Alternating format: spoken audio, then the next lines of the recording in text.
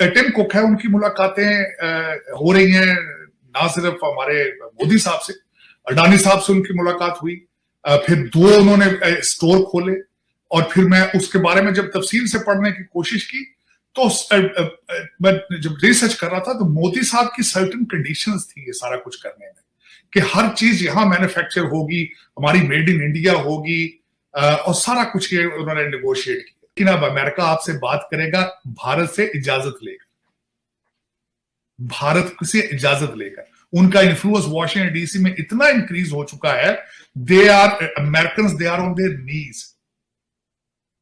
Tim Cook की मिसाल ले लें, फार्मास्यूटिकल की मिसाल ले लें, और उन्हें पता है चाइना को हमने काउंटर करना है तो इनको साथ लेकर काउंटर करना है। और मैं भारत को समझता हूं, मैं अप्रिशिएट करूंगा, उनकी फॉरेन पॉलिसी देखें क्या है। अमेरिका तो कदमों में गिरा लिया उन्होंने, उसके बगैर तो चल ही नहीं सकता वो, ये हालात क्रिएट हो चुके हैं। उन्होंने फरमा दिया है कि भारत एशियन टाइगर है। अब आप एशिया के बलूंगड़े भी नहीं है, आप बच्चे भी नहीं है।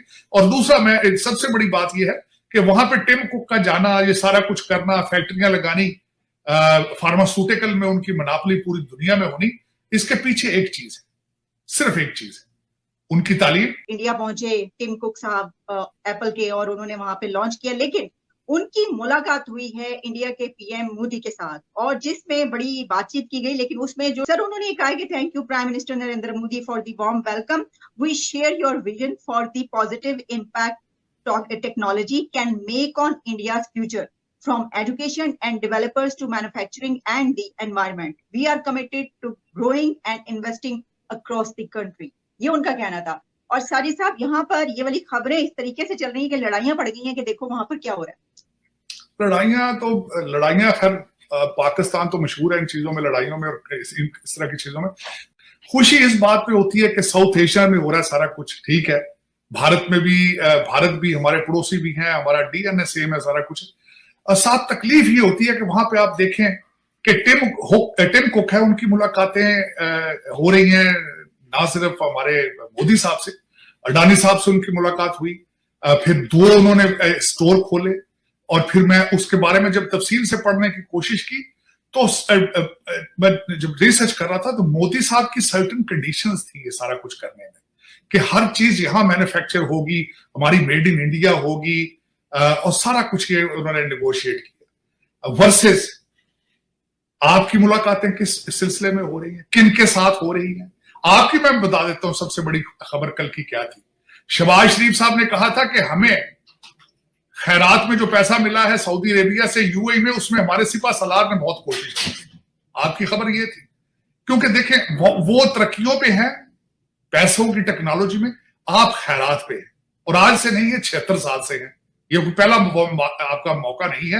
आपने 1947 से खैरात मांगनी शुरू कर दी। जब खैरात मांगने जाते हैं, लोन मांग कर आते हैं, तो फूलों की पत्तियां एयरपोर्ट के आपके वफद के ऊपर फेंकी जाती है।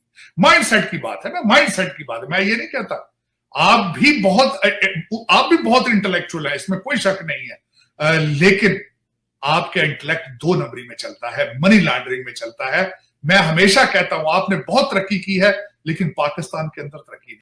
आप जरा गौर करें, भारत के साथ आप हमेशा कंपैरिजन करते हैं, आप कहते हैं हम इक्वल हैं।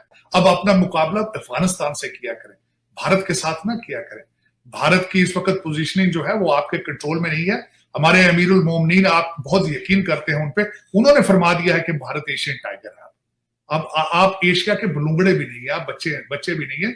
और दूसरा, मैं सबसे बड़ी बात यह है कि वहां पे टिम कुक का जाना, ये सारा कुछ करना, फैक्ट्रियां लगानी, फार्मास्यूटिकल में उनकी मनापली पूरी दुनिया में होनी, इसके पीछे एक चीज है, सिर्फ एक चीज है, उनकी तालीम और लॉ एंड ऑर्डर। ये दोनों चीजें आपके किस रेडार पर ही नहीं। मैं हमेशा ये कहता हूं कि आप इंडियन इंस्टीट्यूट ऑफ टेक्नोलॉजी का मुकाबला आप पाकिस्तान में तो नहीं कर सकते, लेकिन देखें ना, आपके जो बाहर से पढ़ के गए हैं उनके ऊपर कैम्ब्रिज, कोलंबिया, ऑक्सफोर्ड, इनकी डिग्रियां भी असर नहीं कर सकी। वजह क्या है? ये एक सवाल है, बहुत बड़ा सवाल है।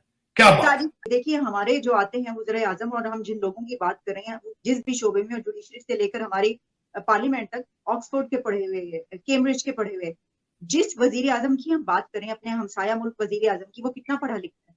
हाँ, उनको चाय क्या वाला। कहा जाता है? चाय वाला वहां पे उनको ये कहा जाता है, उनके लेकिन मालिका ये रोकूं, सबसे पहले उनके कितने वज़ीर आज़म जो है वो मुल्क छोड़कर भागे, उनके कितने एस्टेब्लिशमेंट या ब्यूरोक्रेसी जो है वो मुल्क के अंदर रहती है या भाग जाती है, कितनों के बच्चे पाकिस्तान में पढ़ रहे हैं, मुझे यही बता दें आप, वर्सेस आप कंपेयर करें उनको, कंपेयर करें उनको।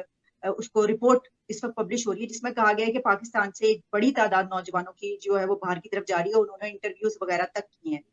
सर ये तो यानी ये क्या बनेगा? हम तो कहते हैं कि 60% यूथ, हम इसके ऊपर फख्र करते थे कि हमारा देखिए कितनी बड़ी तादाद यूथ की है, तो वो तो बाहर जा रही है।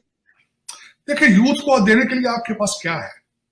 आपके सिर्फ 5,000 लोग जो हैं वो अपने बच्चों को देखें वो कराते हैं सीनियर कैमरे, जूनियर कैमरे, जो उसके बाद वो जो ब्यूरोक्रेसी है वो पढ़ाती है बाहर, उनको लूट मार करके, या ब्रिटिश एजेंट्स के जो लोग थे, जो पोते दोते हैं, वो तो जाते हैं सारे, जो आपकी रूलिंग एलीट है वो तो कर रही है।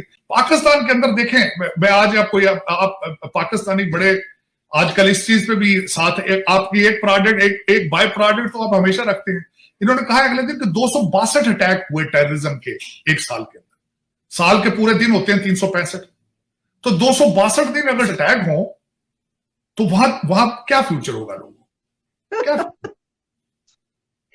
लोग देखें, लोग सीरिया से भाग रहे हैं, लोग पैलेस्टीन से भाग रहे हैं, लोग सूडान से भागेंगे, वहां जंग शुरू हो चुकी है, लोग लिबिया से भाग रहे हैं, इसी तरह लोग पाकिस्तान से भागेंगे।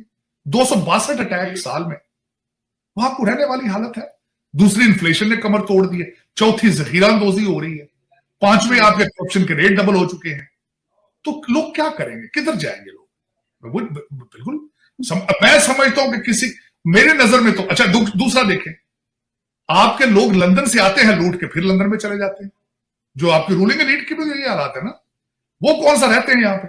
वो भी तो आते हैं। पहले भी इसी किस्म के हालात थे। पहले भी दासू डैम के ऊपर पहले भी अटैक हो चुके हैं। वो पहले भी अपना नीलम वो बना रहे थे, डैम छोड़कर वापस जा चुके थे। आपने उनसे, और फिर उसके बाद ये भी बात हुई थी कि वो कहते थे कि हम अपनी फौज भेजते हैं, अपनी सिक्योरिटी एजेंसी भेजते हैं हमारी हिफाजत करने के लिए, क्योंकि you were fail to do it.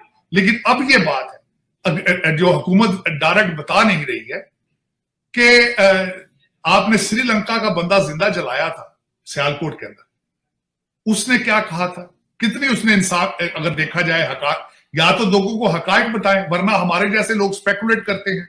उस स्पेकुलेशन में क्या था, उसने भी कहा था कि फॉरेन डेलीगेशन विजिट करने आ रहा है, हम सफाई कर रहे हैं, ये चीजें जो लगा रखी हैं बाद में लगा लेना, या जो कर लेना, या उतार लो इसको। तो इस बुनियाद पे उसको मार दिया गया। और उसके बाद इसके ऊपर एलिगेशन ये है कि वो कहता था नमाज का वक्फा कम करो, और इससे इस्लाम खतरे में आ गया।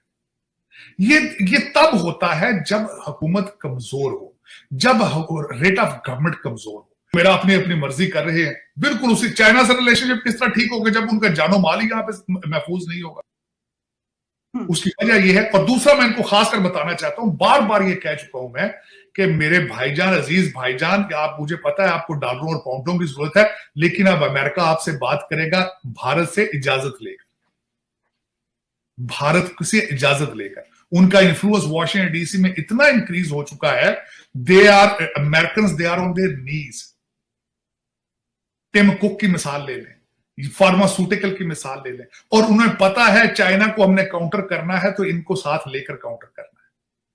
और मैं भारत को समझता हूं, मैं अप्रिशिएट करूंगा, उनकी फॉरेन पॉलिसी देखें क्या है। अमेरिका तो कदमों में गिरा लिया उन्होंने, उसके बगैर तो चल ही नहीं सकता वो। ये हालात क्रिएट हो चुके हैं। और ऐसे ही तमाम जानकारियों के लिए हमारे वीडियो को लाइक करें, सब्सक्राइब करें और बेल आइकन को दबाना ना भूलें।